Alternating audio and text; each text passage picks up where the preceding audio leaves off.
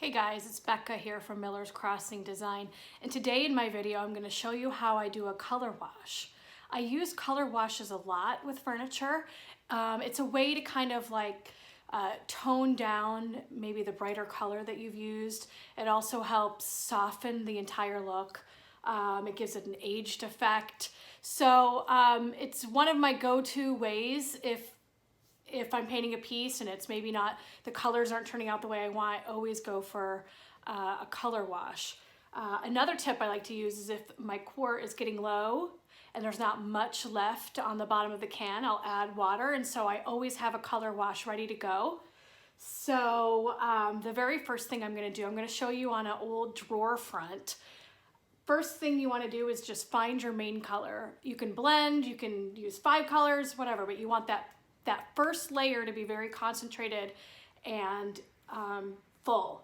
So I'm going to go ahead and show you that, and then I will show you the next step. So the 2 colors that I'm going to paint my board in are Kissing Booth, which is a hot pink, and I'm going to blend it with Carnival Red. So I just wanted to have a bright undercoat because I'm going to be using a dark charcoal over the top. So I want the pinks and the red to kind of pop through that. So I'm going to go ahead and paint this, and then when it's dry, I'll show you how to color wash.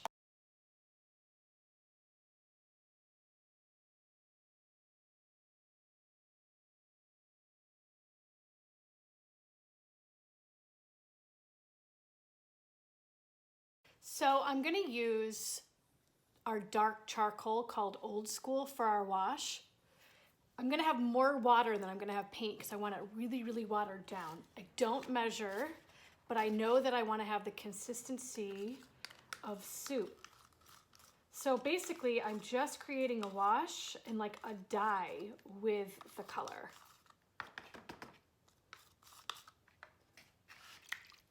So I'm gonna add the water until it has the consistency that I'm looking for. So it really wasn't very much. And actually the water is going to keep soaking this in too. So I'm going to keep water handy so I can add more water as it starts to thicken. But you want to take in your brush and you want it to be drippy like this. When it's drippy like this, you know that it's created a wash and you're ready to go.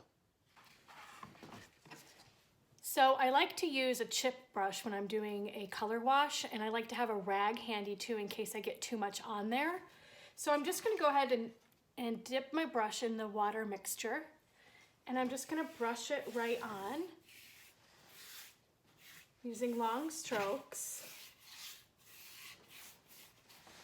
And then you can see how it's kind of concentrated, so I'm going to go ahead and wipe it off, but I'm not going to use a lot of pressure because if I use a lot of pressure, I'm going to also pull off the pink. So I'm just lightly pulling the gray. And when it dries, the darker gets into the crevices and stuff, and that's what, you know, makes it so pretty. So I'm going to put it on there. I mean, you could do this with white, you could do this with any color you want. If you wanted a softer look, then you could use whites or creams. And you can also layer this as much as you want as well. As much as you want it covered, just keep layering with the color wash.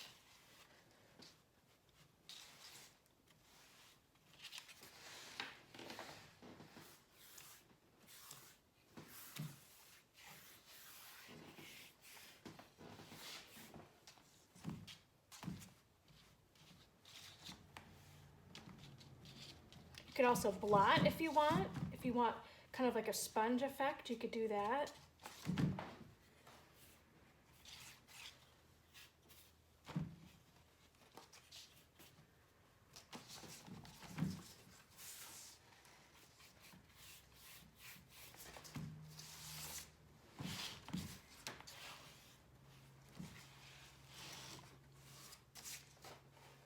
So I decided that the gray was a little too gray as it was drying, so I added a little Hay Sailor, which is our dark blue, to the gray, and then I added more water to create kind of like almost a navy. Yeah, I like that better with the pink. So again, it's just very thin layers of watered down paint. And when this dries, I'll be able to sand a little bit too, and you'll still be able to see some of that pink popping through. It's just supposed to be very, very subtle. You know, I don't, just a hint of the pink is going to show through. I don't want a lot of it.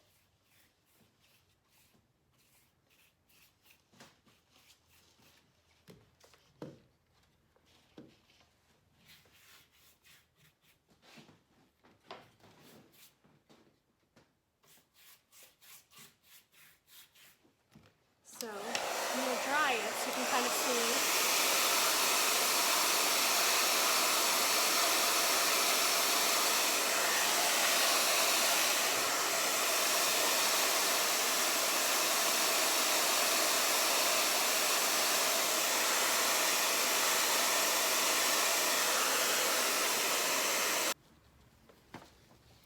So now that it's dried, I'm going to take a wipey and just kind of just wet distress around the detail of this door.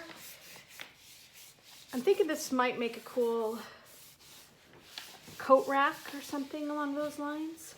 So once this is totally dry, then I will use top coat on it, and you'll really be able to see all the variations in the colors of the wash.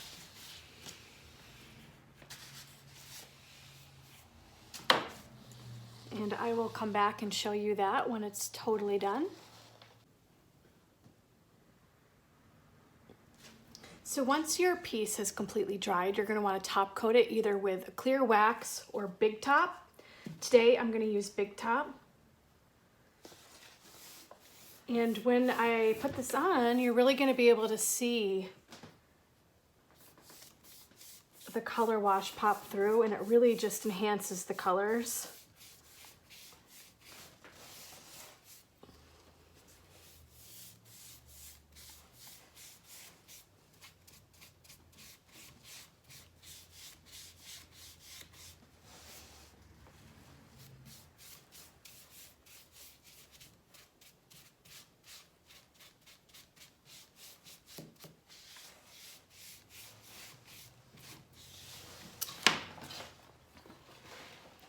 See? So pretty. So that's a color wash. And I'm going to give you some examples of some furniture that I've done as well so you can see.